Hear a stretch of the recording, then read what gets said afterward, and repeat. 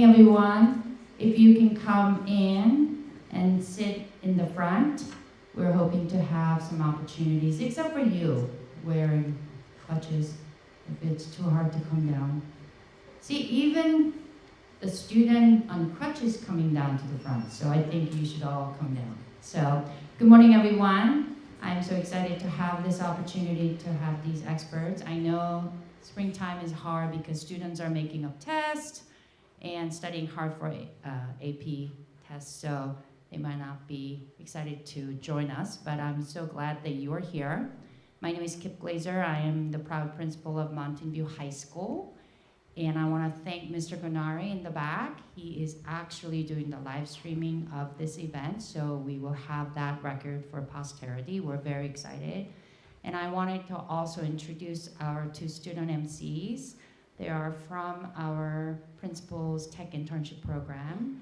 And within that program, we submitted our applications to Department of Education to enter into a contest called Digital Wellbeing Challenge. And we were accepted to compete for a prize of $1,000. And then recently we received a notification from the Department of Education that the program has shut down as a result of reduction in force.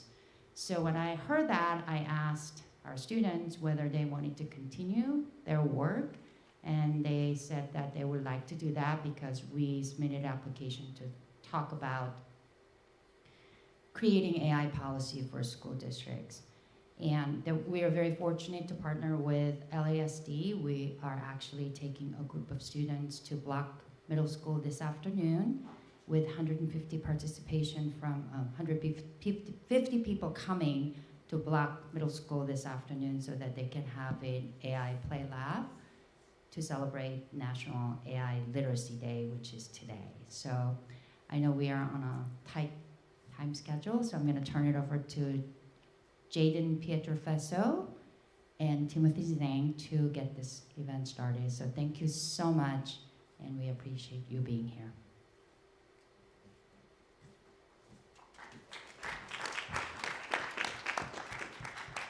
Good morning, everybody.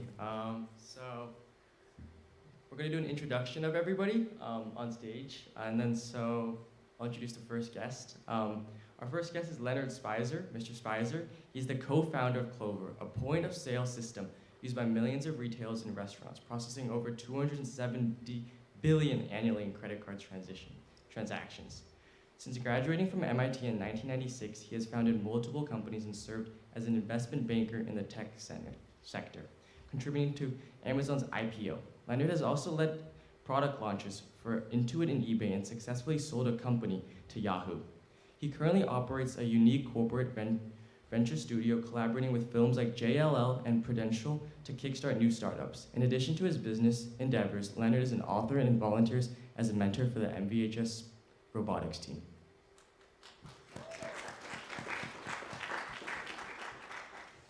Our next speaker is Ms. Sandra McGonigal. Sandra McGonigal has been a dedicated public educator for nearly 30 years, serving in roles ranging from classroom teacher, tech coach, and district leader, and now superintendent of LASD. A Google-certified innovator and former instructor at the Cross Center for Innovation, Sandra is passionate about the transformative power of technology in education, believing that AI has the potential to revolutionize teaching and learning when used effectively.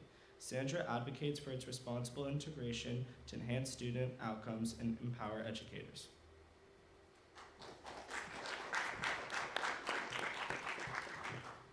So our next guest is Bob Fistrom. He is the Director of Technology for the Mountain View Los Altos High School District. This is Bob's 30th year in public education, having served as a classroom teacher, technology integration specialist, and vice principal before becoming a Director of Technology. Bob holds a BA in History from San Francisco State University, a Master's in Education, Teaching, and Administrative Services credentials, and is Certified Chief Technology Officer.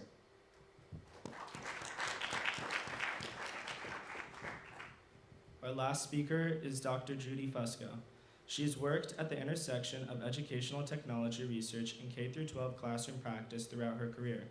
As Director of Emerging Technologies and Learning Sciences at Digital Promise, she is currently considering the role, use, and impact of generative artificial intelligence in K-12 education.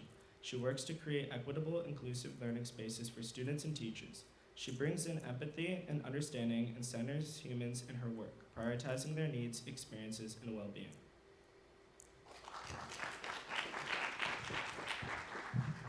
So with that being said, let's kind of get started with our questions. Our first question is towards Sandra McGonigal, and the question is, what are you proud of that you have done to support students with AI, and what would you wish to have help with your students?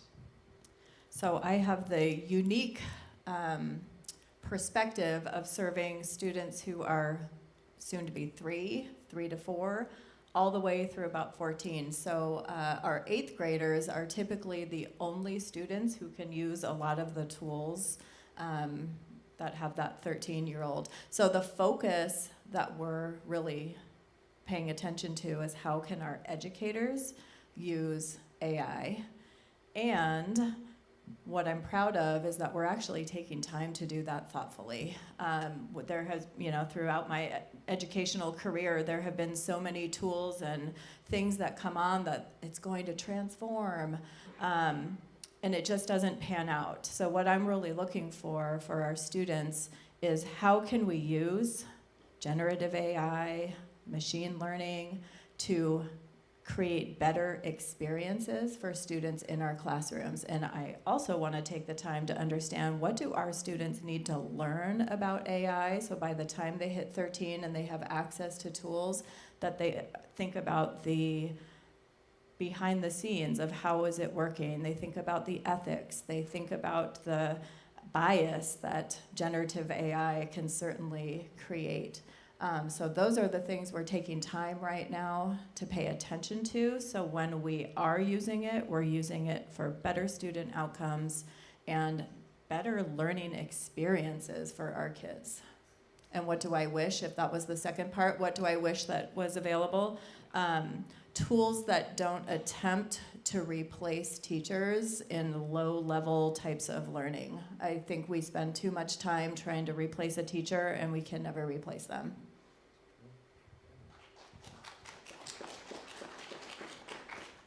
Thank you for your perspective on that. I think that's really transformative in the topic of artificial intelligence right now, especially with how emerging and how resourceful it can be right now. So we need to be careful, like you said. Our next question is going to be for Mr. Fistrom, and how do you see the role of cybersecurity in AI, and what are your privacy concerns? Well, thanks, Jaden. That's a pretty loaded question, so I had to write notes for this one. I first wanted to start by making a note that school districts are the #1 target for ransomware attacks, and you might ask why. It's because of a couple reasons. One is the amount of data we have available, staff and student data, but it's also that there are many times where districts don't have the funding or the expertise to have the proper security protocols in place. And as a matter of fact, MVLA was the victim of a cyber attack in January of 2020. It was my 4th month on the job, and it was not a fun experience, but we've certainly increased our cybersecurity posture, and I think we're in really good shape now. I think the role of cybersecurity and AI can be both helpful and a hindrance. It allows our cybersecurity providers to use AI to engineer against attacks that we're facing, to be proactive on those attacks, and to give us false positives, early warnings, quarantine any kind of malware and phishing that we are faced with. The hindrance part is just the threat actors we are dealing with. Not nice people, and they are worldwide. And they use AI and social engineering to trick the end users. Most people who are using digital resources have good intentions, and these threat actors are sending out bad links to click on, ways for you to share your personal information, even going as far as to trick you through phone calls to take over your computer. Quick story. I know many of you in the audience think, I'm safe, that'll never happen to me. In my former district, we had an employee in our accounting department. She had all current and retired employees' dental records open on her computer, which included first name, last name, address, social security number, home address, and phone number. During her lunch hour, she decided that she wanted to listen to a piece of music, Not sure why she didn't want to use Apple Music or Spotify, which appear to be far safer. Ran a web search and got a pop-up that her computer was infected and she needed to call this number. Now, we always do our best to train staff and students to never call that number and contact the IT department. I think you see where this story is going. She allowed somebody to install remote software to take over that machine, and within hours, we had employees getting notifications from the IRS that their taxes were filed. That's how fast things move on the dark web. Just to be, putting that out there. So we always have to have the proper protocols in place. In the IT department, we often get pushback because of these protocols. Staff and students don't like that we force multi-factor authentication, but we have to for our cyber insurance and for the safety of your information. So privacy concerns are really big for us in IT. We do our best to govern third-party providers. Whenever we get into an agreement with a software provider, we make sure we have a data privacy agreement in place. And one that really has me concerned lately is just a AI note taker. Very powerful tool. So we do have a DPA with Zoom. So if we are using Zoom's AI note taker, it's great. It summarizes a meeting really well. Some people might find a third-party note taker out there. They might be in a confidential meeting where people are sharing their names, other PII, and the next thing you know, that information is out on the dark web and we can't control it. So really, to me, it's an exciting landscape with AI and cybersecurity, but it's also very scary, and we have to be vigilant. And students in the audience who are interested in cybersecurity, there are thousands of unfilled cybersecurity jobs right now. There's so much potential for you, so I would highly recommend that you always stay on top of it because, a lot of potential. Yeah, I mean, I think cybersecurity is one of the most important things, when you're using information on the websites and online. Okay, so our next question is to Dr. Fusco. Our question is, having been in the research world, what are some emerging ideas or recommendations for educators and students using AI? So I've been thinking about AI for a long time. When I was a graduate student back in the 90s, we were using neural nets to try to answer questions, and they were really, really bad. Now they're a lot better with all of the new technologies included with GPT and now RAG and et cetera. But one of the things that I think about looking at AI broadly is what are some principles we should think about when we need to use it? And I talk to my supervisor a lot who thinks about AI as well, and we came up with, you kind of need to do the opposite of what AI would do when you're using it. So AI gives you answers when you ask it questions.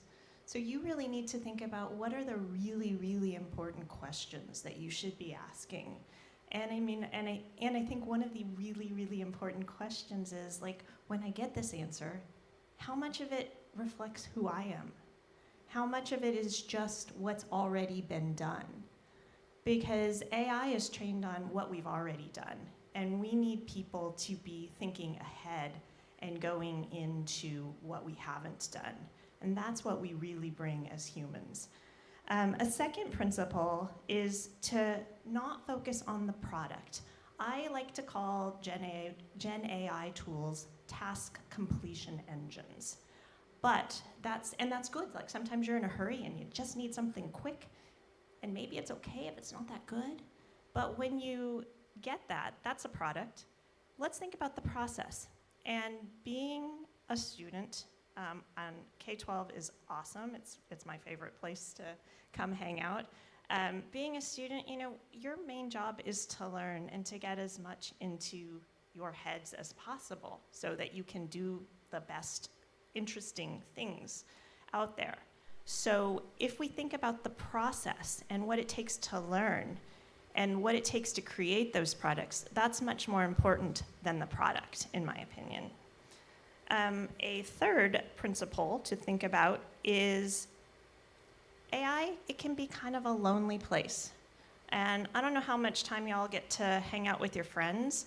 And back when I was a kid and I had to walk uphill both ways to school and back and in the snow and all of that good stuff, we got to hang out a lot, and we didn't have the technology mediating our relationships, and we just got to be with each other, and that was super fun. And we don't have any embarrassing pictures online, and that's also pretty awesome as well. But think about how you can create social spaces without technology, because it's in those spaces that you're going to really learn with other people and learn and hear other people's perspectives. So those are some 3 guiding principles that I like to think about when I'm thinking about AI. Thank you for those key principles. I really found your first one interesting about how we have to shift our perspective on what our uses for AI, such as ChatGPT, is and what we're asking out of it. And I think that more students, adults, teachers all need to be aware of that as well. So thank you. Our next question will be for Mr. Spicer. You've supported robotics in the industry. What trends have you seen in AI implementation, and what advice do you have for our students? So AI, I guess you could say that the term was first coined in like 1956 at a conference. And if you look at all the academic papers that were written in the 50s and the 60s and 70s and 80s, the way AI works today is exactly how they were describing it. And for decades, the researchers were saying, once we get enough data, this stuff's going to work. And they kept saying it decade after decade, and they were wrong decade after decade, until all of a sudden they were right.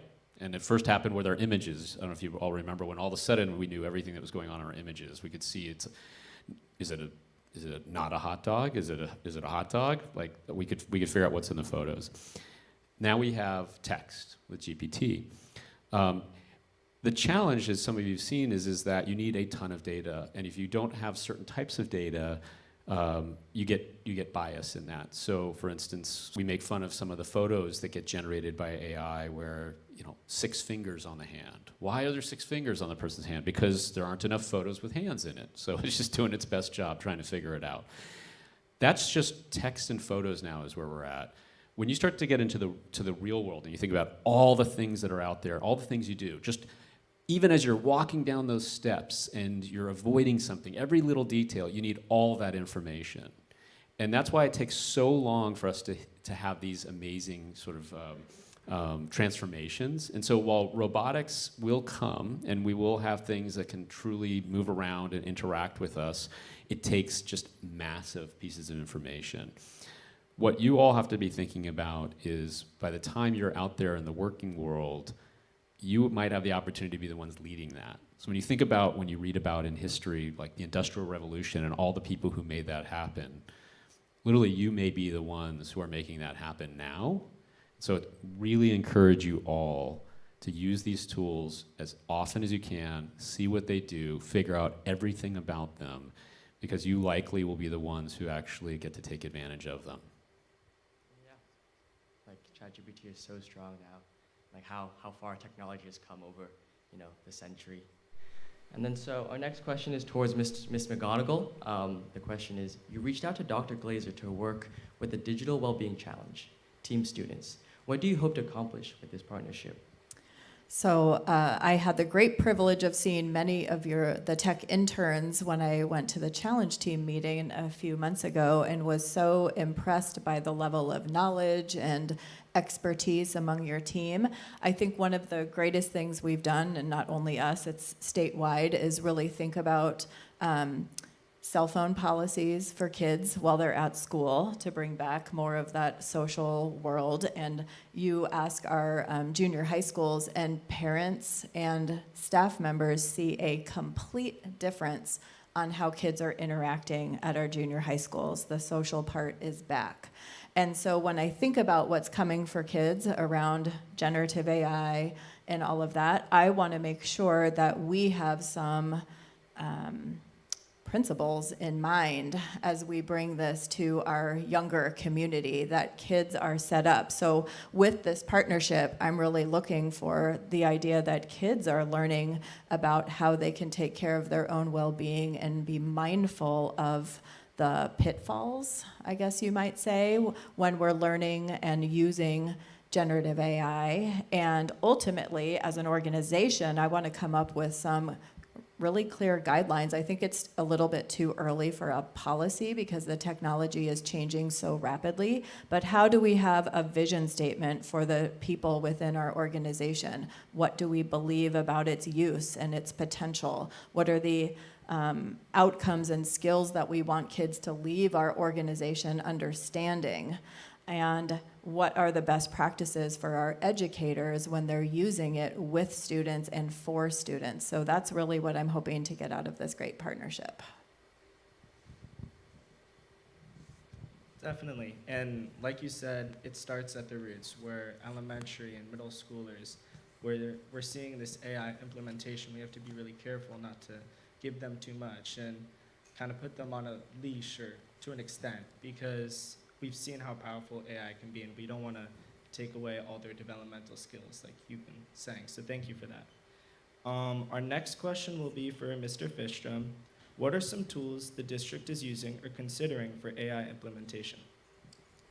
So there are so many ed tech tools out there right now. Every district is facing this challenge of not just AI tools, but just ed tech tools in general. And how can we narrow the number of tools we're using to make them more effective and have teachers collaborate more and use the data that we're getting from those tools to help drive instruction.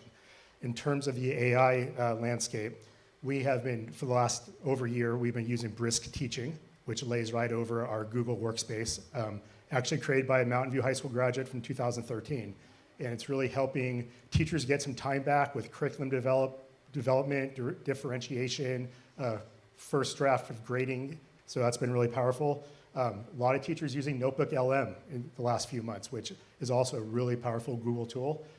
Talked to one teacher who told me he's been able to cut his grading time in half. He still goes through there after he uploads his rubrics and student work to make it personal, to make sure his eyes are on the grading, but he's getting more time back. We've recently opened up Google Gemini to teachers as well, which is a really powerful tool. So we are focused on that. Some people have looked at the plagiarism and AI detection within Turnitin.com, but I think a stigma we need to get over is that AI tools do not equal student cheating. We need to work closely with families and students of how to use these tools responsibly. When we're curating resources, how are we evaluating those resources so we are focused on critical thinking skills and drawing your own conclusions.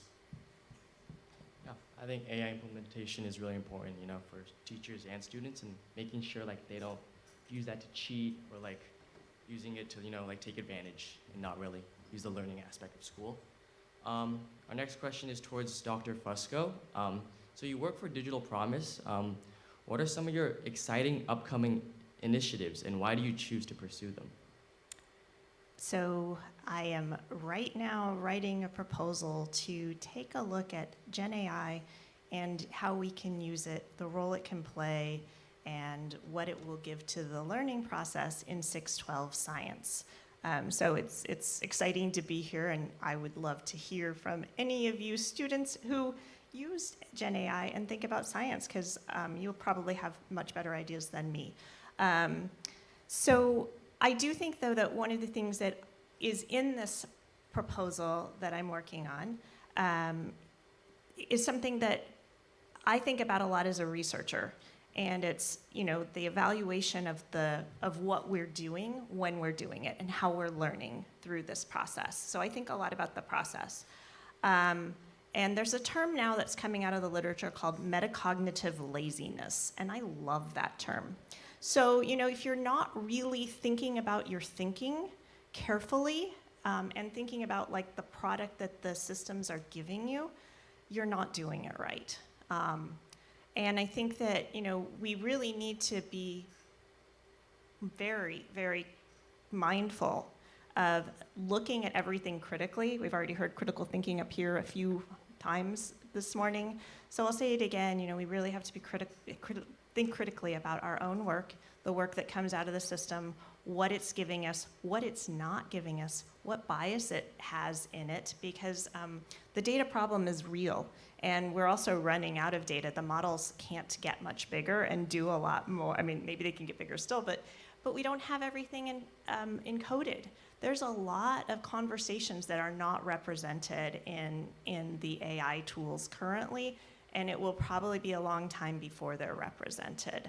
So I'll give you the wrap up on the proposal. So my proposal idea is to bring together researchers who really think about like things like metacognitive laziness, researchers who really think about science education, and then also practitioners who are doing it out there. I don't yet have students included in the work because it's hard to work with students sometimes because of privacy rules and research. But I pick really good educators to work with who try really hard to represent their students.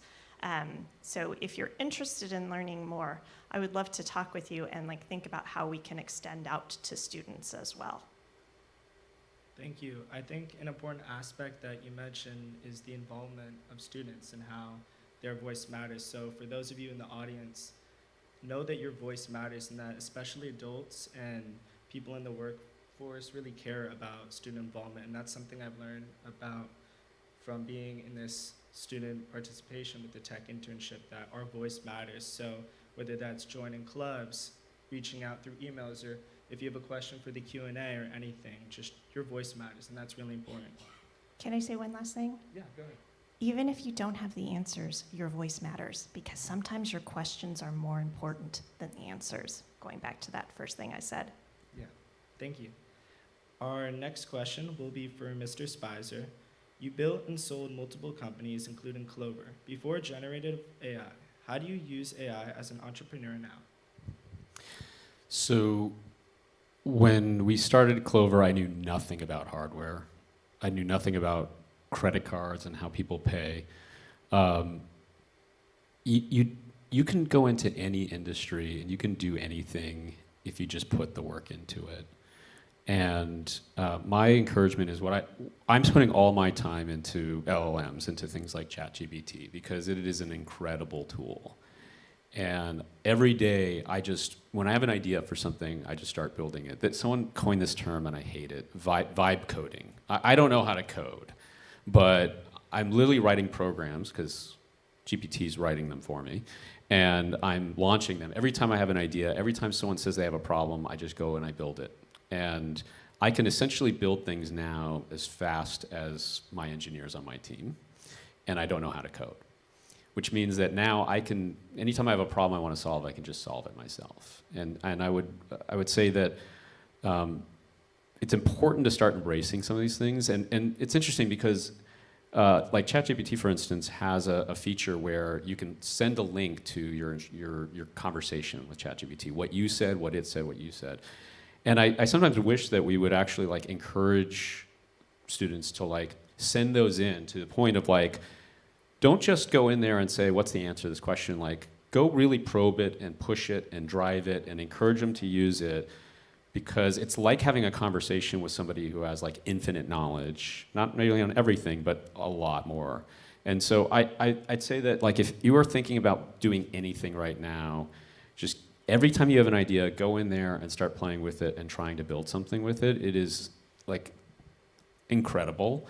And the other piece to it is that you can actually get more done faster and easier if you get good at the tool itself, okay? And that's, in the end, what you really want to do, right? You want to do less work. And as an entrepreneur, honestly, I always kind of joke around that I spend 80 to 100-hour work weeks doing my best to build something to help me avoid doing any work. I am fundamentally lazy, and I start companies because I don't want to do work. And I end up working really hard on them, but that's what we all want to do. We kind of want to get to the point where we do less work, but it turns out you actually have to work pretty hard to do it. Yeah, I think repeating what you said, anyone can do anything, and then using your tools, even when you don't know how to do it, using your tools, putting that effort, you can really do anything you want. So our next question is kind of for everybody, so anyone can answer. So the majority of the audience is students. What advice would you give them on useful tools that they can use and how they can best prepare for the future AI-enabled world?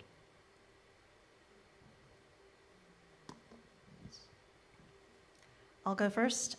So I'm going to piggyback on the answer that Leonard gave. I think that you can do a lot with ChatGPT, and I think that it also builds even more when you ask a question with a tool and then you talk with human beings about the answers and where you want to go.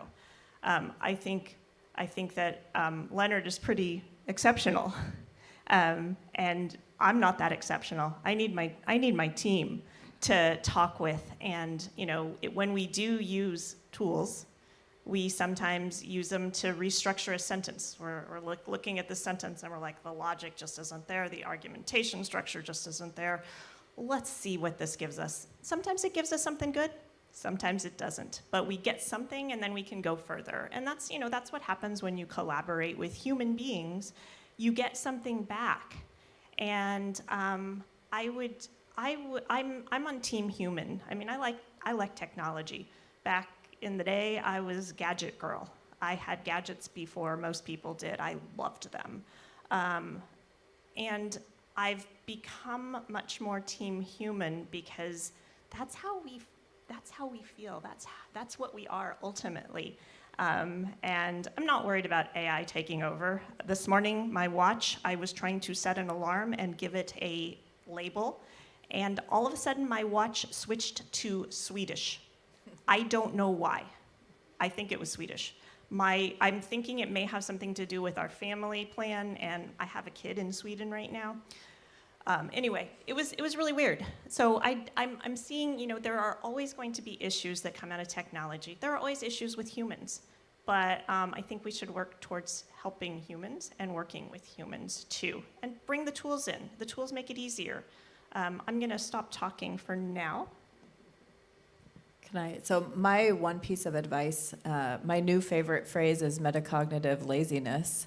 And I think self-reflection is a great tool for young people. You are in a highly developmental state in your own education, in your own world. And I think thinking about why you are using a particular tool, the task that you're using it for, is it a matter of getting the job done, kind of more of the lazy, or is it to enhance your creativity, to give you ideas beyond what you could possibly do? Is it an idea generator to bring to your friends or your club or your group to make something better than what you would ever be able to do on your own? And if we're not thinking about how we're using the tools, especially when you're developing your skills in all sorts of areas, I think it's dangerous and can lead to less learning in your own future. Well, I agree with everybody. I'm just going to keep piggybacking on that. But that's what the power of these panels is the ideas I'm getting. I really appreciate that. I would really like what Leonard said, because you can't break the tool. You can keep using it and getting ideas and throwing anything into it. I would just, because of the role I have here in MVLA and as a parent, I would always just caution you to be careful because of your digital footprint you leave.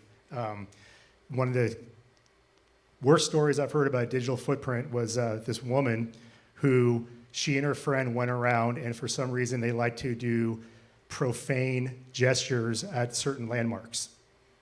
I know it sounds silly, but people do silly things with their phones because everybody has a camera in their pocket now, right? She went to Arlington National Cemetery, the most hallowed ground in the United States, and she did a profane gesture at the sign that says peace and, I can't remember exact, peace and respect, I think it said. That picture went viral. She couldn't get a job. So just want you to think that these tools are powerful, but they need to be used responsibly, because you are leaving a digital footprint.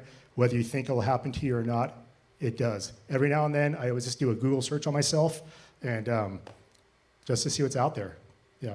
There's a lot of information out there. One thing I would encourage is lots of things are coming out on a regular basis. You read about them in the news, or a friend tells you about them. Normally, they're wrong. Normally, what you read is wrong. Normally, what a friend tells you is wrong, because they haven't actually tried the product, and they haven't actually used the product. It's so easy to say something and then just continue to repeat it without actually checking it yourself. So every time I read an article about something new that comes out, I spend a minimum of 15 minutes myself using the product and determining what I think it's useful for and what's good and what's bad about it. Because most people don't do that. Most people, including a lot of people who write about this, literally just republish press releases from companies. and you're not getting the information that you need. So I would strongly encourage that every time you hear about something new and interesting, or every time someone says something is good or bad, just go try it yourself. Thank you for all of your inputs on that. At this point in time, we have finished all of our pre-written questions, so we are going to be opening up to the Q&A. The QR code is in the top right corner of the screen. Our first Q&A question is directed to all of you, and it's why did you decide to be on this panel? What sort of motivation or inspiration did you have? Because you all come from different backgrounds, different schools, majors, etc. What put you on this panel today? I think it was just how much you paid us to be on this panel. I mean, thank you. You were so generous. Really appreciate that.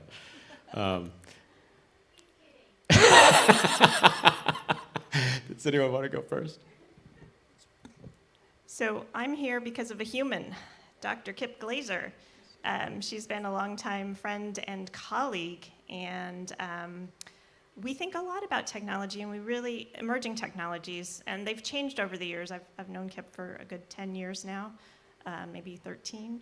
I'm doing math in my head.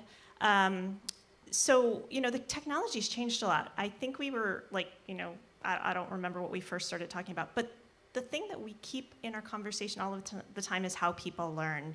And how people learn doesn't actually change that quickly. So we have new tools to use to help us think and to do things differently. But getting it into your head and getting it to be useful in other situations and being able to transfer that knowledge into different conversations, that doesn't change. So I'm here because of Dr. Kip Glaser.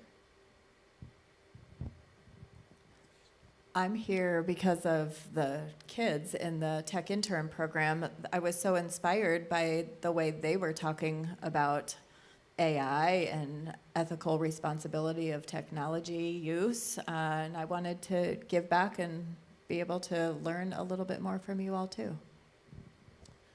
I am also here due to an invitation from Dr. Glaser, and I appreciate that. I was a little paranoid about it because of the word expert. I don't feel that I'm an AI expert, but happy to contribute, especially with my role here in the district and my curiosity and all the value I've gained from being here. I enjoy doing these panels because somewhere out there in this crowd, there's one of you who's going to make an enormous difference in the world. One of you sitting here is going to make an just incredible difference. And anything that we can do to help foster that, make that happen, is why we educate and why we come and help wherever we can on this, because we want to see what you're capable of. Okay, so our next question.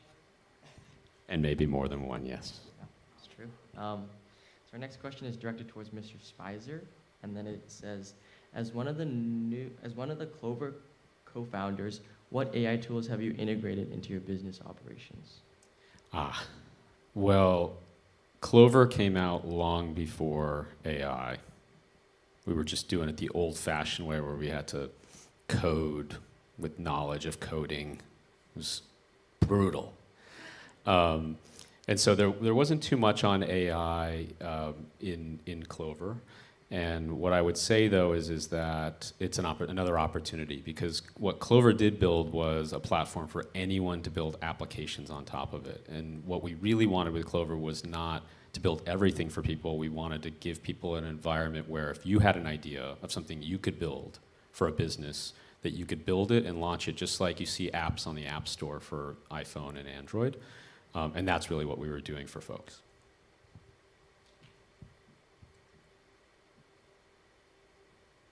Thank you. And I think that there has been a large time difference in advancement in technology since that point. So thank you for that contrast and experience. Our next question is directed towards everybody, and it's, how do you think that AI will influence the college learning experience? I have some college students in my life that I'm very close to. One of the college students who is a friend of mine, he really has concerns that AI is going to affect high schools and affect what happens in high schools a lot. And he's working on a company right now to think about how we can prevent Gen AI systems from dumbing down things. And he said to me something like, he's at Duke University, and he said, my friends and I, we pay $20 a month to OpenAI to get stupider. And I think that's really interesting, because I'm going back to, you know, I find Gen AI to be helpful. I find it to be a really great assistant. I find it to give me some good ideas. I find that I have to take them a lot further. So I think that in college, you should still be working towards getting as much into your own head as possible and really thinking about that process, because your head is going to be with you all the time. Your Gen AI system may or may not be able to be with you. And I'm going back to the team human. If I want to have a conversation with someone and I need to rely on looking everything up to have an informed conversation, that's going to be kind of a slow process. I need to be able to speak from what I know and not rely on another system. So, I mean, I think there's absolutely a place for Gen AI in education, but we, and I mean we, all of the students here and all of the future students and all of the past students, need to be thinking together about what that role is and what it looks like and how it really helps you learn and become that very special person or, you know, people who will make that huge difference on the world. Because the answers are not in the systems. They're from you all and your creativity and your ability to put things together in ways that they can't. My youngest daughter just graduated in June from UC Davis as a history major, and deeper into her college experience, Gen AI was starting to emerge more and more. So we would have these talks all the time because history majors, there's a lot of writing. And she said that she felt that she wasn't ready to use AI, that she was willing to put in the work and have the human interaction, and that she felt that most of her professors were underprepared to deal with students using generative AI. So I think that's the challenge we have in education. But I actually mentioned this at a board meeting a couple weeks ago, and we were talking about our ed tech committee, and it is a very, large landscape to take in. It's overwhelming. But when I started teaching, I didn't have an email account. Sandra was also in year 30. She probably didn't have an email account, and that sounds crazy because, but most people in this room are digital natives, or we're digital immigrants, and teachers have adopted and adapted very well to the technologies that are out there. And I really would give a shout out to MVLA teachers, because not only do they use technology well, but they follow a process to ensure their safety and student safety. So it'll be interesting how this continues to evolve in higher ed.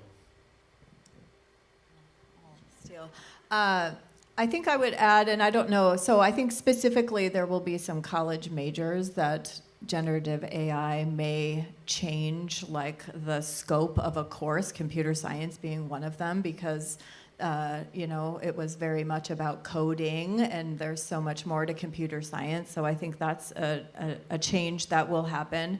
But what I hope happens, and it's not just for college, I really want the experience for kids to be much more about learn by doing. So if the traditional college structure is lecture, note-taking, paper writing, research, how do we, if we have machines that can do a lot of that for us, how do we instead switch to more of a learn by doing model?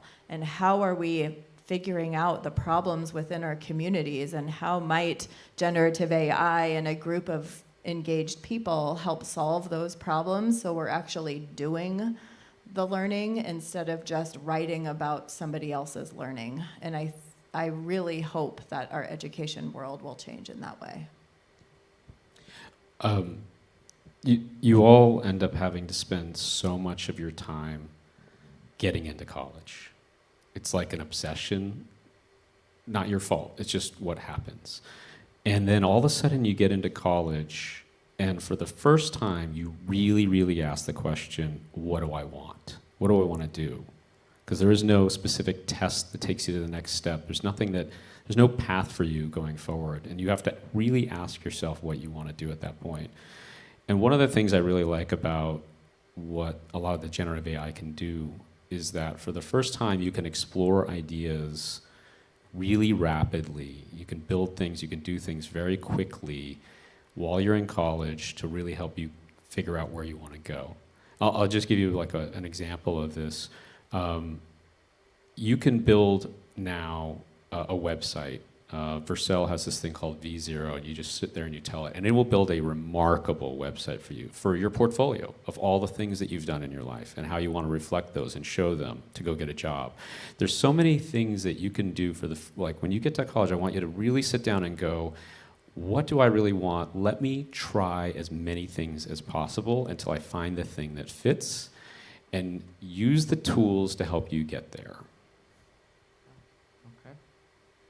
I think we have time for one more, two more, something like that. This next question I think is directed towards Mr. Fistrom. It's about scammers, so probably. Are scammers also using ChatGPT to solve the problem of figuring out taking advantage of other people? Are there any protections in place to report these harmful tasks? Yeah, we have a very comprehensive filtering suite across our Google workspace here. So unless students are going to go off and use different browsers, we are very well protected within our domain. So we are able to do forensics to the point where it is time consuming, but it's also frightening. But we have a very robust network and infrastructure that allows us to keep the network protected, but also keep the environment safe. Thank you for that. And I think that's really encouraging for a lot of the parents and students here throughout all of Mountain View and even Los Altos, just to have that breath of fresh air. And at this point in time, we won't be answering any more questions just because of time constraints. So our last thing is, what is one final statement that each of you have and want to pass on to students, parents, staff, and inspire others